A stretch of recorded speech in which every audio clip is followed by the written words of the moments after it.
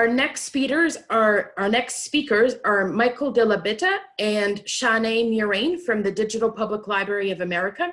Their presentation is titled Building Diverse and Inclusive National Collections.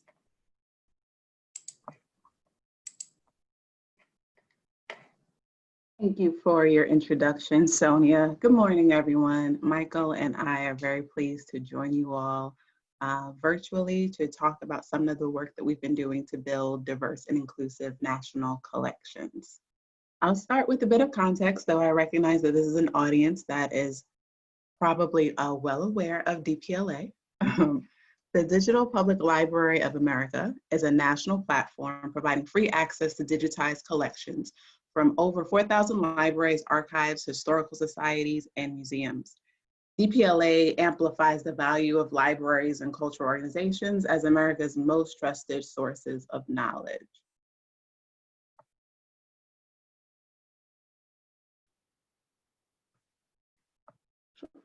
Okay. In 2020, our national network is prioritizing projects with impact and work. A little technical difficulties. Oh. Okay.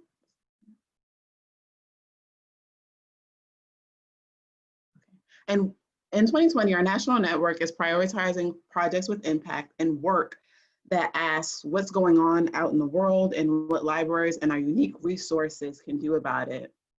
These projects are all about harvesting our shared capacity by identifying common problems operating in the digital space and building and fixing them together as librarians.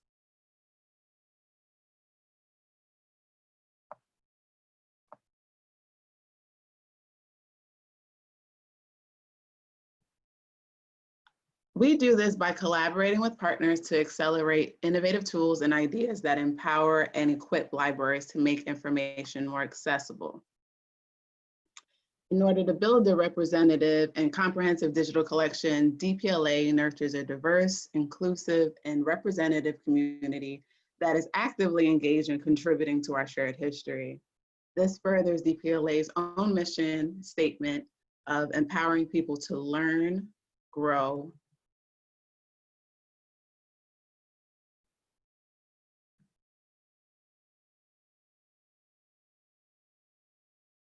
I'm sorry, you all, my computer is just jumping, and contribute to a diverse and better functioning society.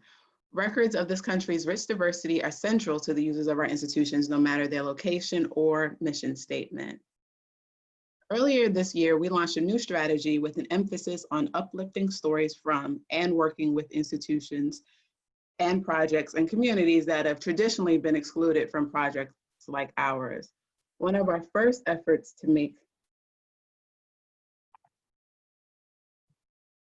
that effort manifest is a Melinda Gates funded project to spotlight the stories of African American women in voting. We are committed to sustaining partnerships and collaborations to build new research and education resources that complement the work and capitalizes on the strengths of DPLA. The CLEAR Pan Am Aviation.dp.la digital collection will better facilitate connections between content shared by the University of Miami, History of Miami, and Duke, and other aviation-related content within the DPLA. The legacy of Pan Am, the world's most experienced airline, and its lofty ambitions, visionary innovation, soaring successes, and lasting impact is unmatched in the history of US aviation. The materials that will be digitized depict the complexity and reach of the airline's operations while also reflecting its carefully crafted public image. Pan Am played a pivotal role in shaping public perceptions of air travel using advertisements, press releases, and marketing tools to glamorize flying and build brand recognition that persists to this day. So this is one example of a collaborative effort to create diverse content. Another, which I previously mentioned, is the Black Women's Suffrage Digital Collection. The centennial of the 19th Amendment has inspired major national public history projects around women's history. DPLA has been awarded funds by Pivotal Ventures to support a collaborative digital collection focused on the roles and experiences of Black women in the women's suffrage movement, and more broadly, women's rights, voting rights, and civic activism, extending the timeline to the 1850s all the way up to the 1960s. The content featured in this collection explores linkages between women's suffrage and other social causes of the 19th and early 20th centuries, including anti-slavery, anti-lynching, education reform, and civil rights, as well as racism within the suffrage movement. By extending to the mid-20th century, the project helps dispel the notion that all women successfully secured their voting rights following the adoption of the 19th Amendment. Indeed, for Black women, the struggle to vote and to effect change through civic engagement more broadly did not end in 1920, and continues. Their stories add new shades of context to related topics in our nation today, from the suppression of voting rights based on race and gender, to the increasing number of women of color running for and winning elected office.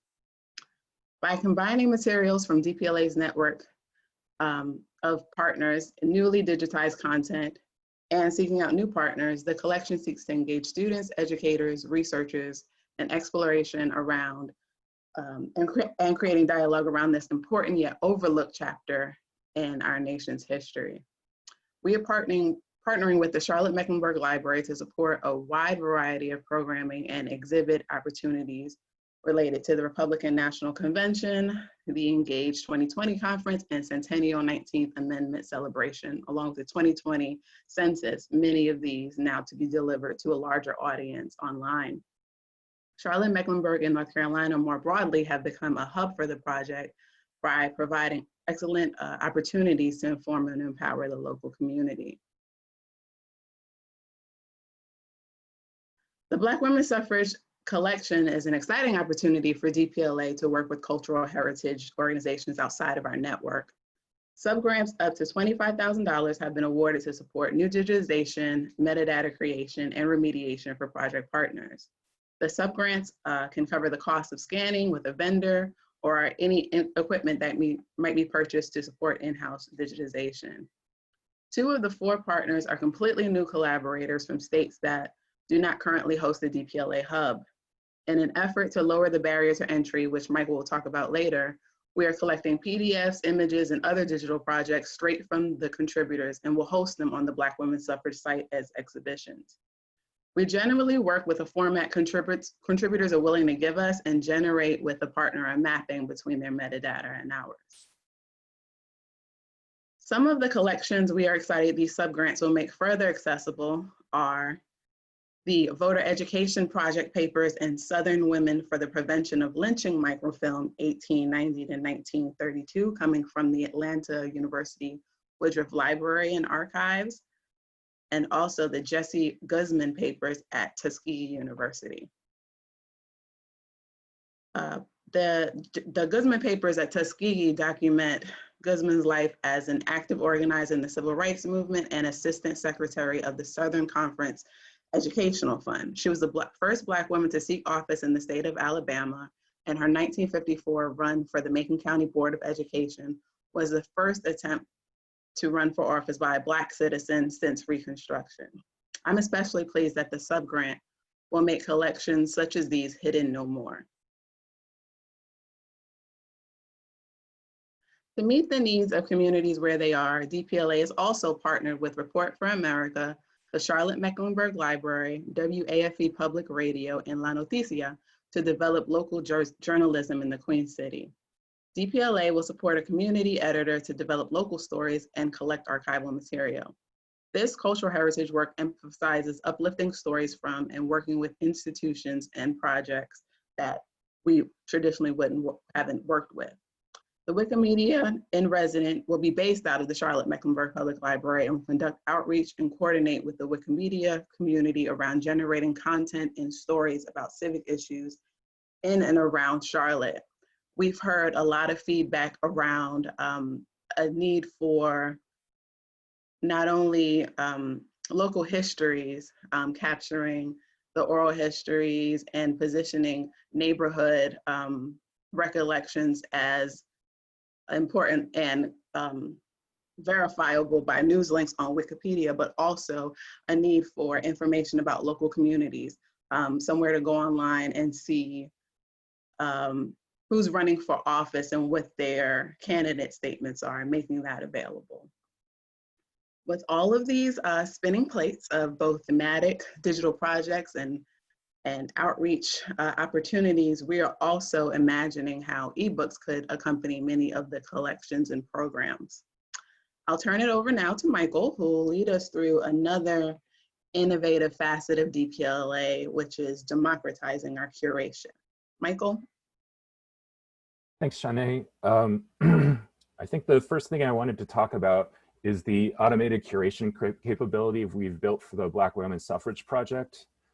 We envision this tool as a way that we can create microsites out of subsets of the DPLA aggregation that are based around a specific theme.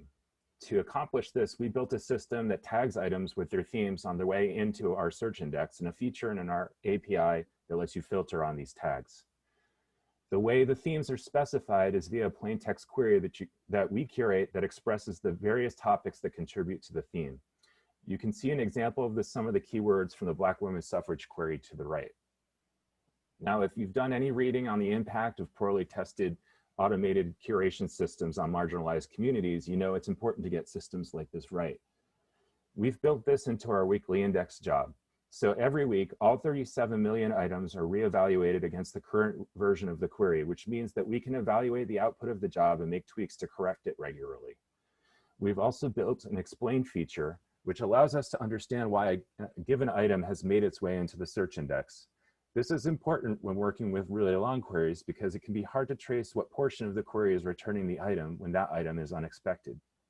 We're also building a regular audit mechanism that helps us track how the subset evolves over time as we add more items to the aggregation. This is important both for weeding out unwanted items and also for tracking when items that were captured as part of this project make their way in. Lastly, we made sure that everything we are building for this will be reusable for other projects. We want DPLA to be capable of making more sites like this when the need arises. Next slide, please. Next, I'd like to talk about our Wikimedia project, generously funded by the Sloan Foundation. The concept here is that Wikimedia properties represent a large untapped audience for our materials, and by bringing our items to them, they will receive many orders of magnitude more use. NARA has received billions of views on their items since bringing them to Wikipedia. We think that we can make this work for the wider field as well. The pathway to this collection has a few gates though. One, each item that we work with must have a standardized rights statement that marks it as reusable and authorizes us to perform an upload. Two, we need access to the full content. Typically, hubs have been providing us with download URLs for the full media or a IIIF endpoint for it. Once we perform the upload, it ends up in Wikimedia Commons, which is their digital asset management system. Putting it there makes it available for Wikipedia editors to put into articles where the biggest audience is. We're already in conversations with Tom, Danny, and Eben about how we can go about bringing digital Commonwealth items to Wikimedia properties as well. Next slide, please. Here you can see one of our first items being used to enhance the article about Elizabeth College in Wikipedia, which burned to the ground and closed in 1922. Previously, there were no media items in this article. Next slide, please. You may be familiar with some of the curated experiences on our site. Here you can see screenshots of our exhibitions and primary source sets pages. We've been learning from lots of members of our network that they want to be able to greenlight and work on their own curatorial projects like these. And we want DPLA to be available as a platform when people can do curatorial work using materials from collections across the country, not just in their home institutions. We'll be beginning work to make that capability available to everyone starting this quarter. Next slide, please. Lastly, I wanted to talk about some work we were doing that will make free ebooks available in a new channel. DPLA, along with our partners, have curated a collection of high-quality, copyright-free ebooks available for public use. Previously, this collection was only available to users of the Simply E mobile app, but we're readying a web catalog so that any user can download them via the web. We're expecting to launch that in the next coming days. And I'm going to hand it back over to Shaneé.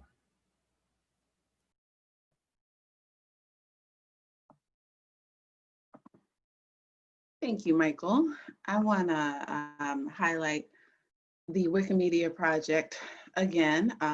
One of our main goals with what could seem like an unusual alliance is to build a process by which the DPLA partners can contribute their collections to Wikimedia, making collections more discoverable through citing in Wikipedia articles. So there's a use and discovery case, and then there's also an opportunity for our three professions, journalism, libraries, and Wikipedia, who have experienced in recent years questions around truthiness and relevance. Together, we all could work to meet the information needs of communities where they are. DPLA is leading the way as the first aggregator to partner with the Wikimedia Foundation in this way. And what we're interested in doing is raising awareness and getting buy-in from content providers about participating in their project and sharing their content in Wikimedia. And in order to do that, we are planning to instruct providers on the steps they need to take to prepare their assets, such as adopting open access, implementing standardized rights statements, and also Creative Commons license, and including direct links to digital media in their ingested records to the DPLA. We're also planning to educate providers on how to work with their content once it's in Wikipedia Commons, including how to interact with the Wikipedia community, edit Wikimedia articles, and get metrics as well. So in closing, I'd like to invite you all to join us in this partnership with Wikimedia Foundation.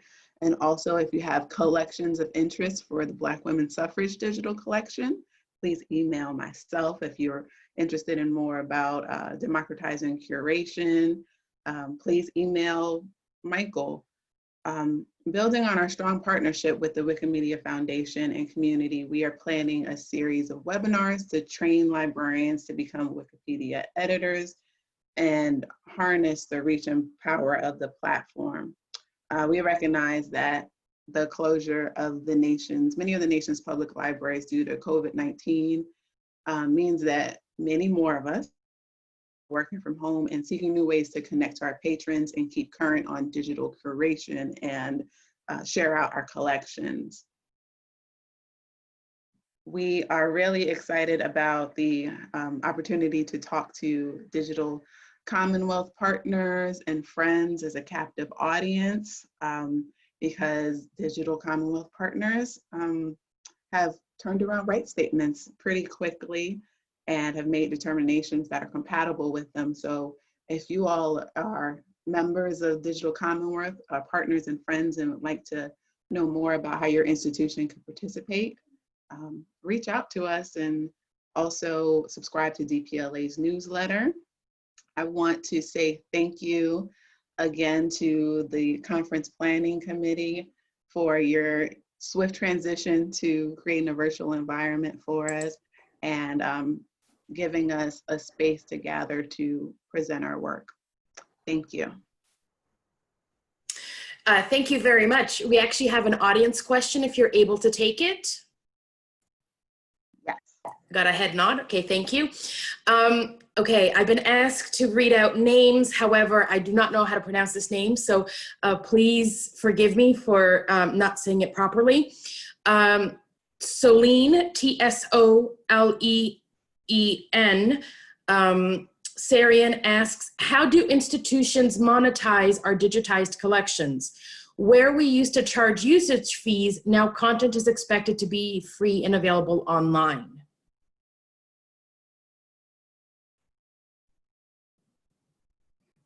If either one of you would like to take it. I think that's a difficult question. And I don't think that we have an answer for that at DPLA either. I think that there's an expectation that some of this stuff, particularly the stuff that's beyond copyright, is freely available as you know, a commons, and copyright law is written such that people have that expectation that these materials will become freely part of the culture. So it's kind of almost written into our legal system that this is going to happen. I think then in some cases where you've seen large institutions with big collections of stuff that is not currently copyright free, you've seen them do things in terms of allowing for you know, materials to be printed with those items on it to raise funds, or things like allowing larger format downloads for a fee. Those are the only things I can think of. And Shaneé, do you have any ideas? From my background in special collections, the experiences that I've had with monetizing collections are reproduction fees. And the last institution I was at eliminated those to make access to collections more open and democratized. And we were a state university system that could absorb the cost of access. That is my only experience with monetizing digital collections. Thank you. We have one more question. Can you talk more about the automated curation capability? What is the output of this effort? Digital exhibits or primary source sets or something different? Sure. So I think the intention is that when we build something like the Black Women's Suffrage Project site, we want to have a subset of the aggregation based around that theme available in that interface. So that site eventually will have some manually curated sets in it, but also we want to have a greater context of all the things that DPLA has at that moment that meets that theme or should be presented under that theme. And so there'll be a search and discovery portion of that site that presents that content. I hope that answers the question. I think that, and then that question was from Eben English. Thank you. So thank you very much, Michael and Shaneé. We're actually going to be moving on to panel B a few minutes early.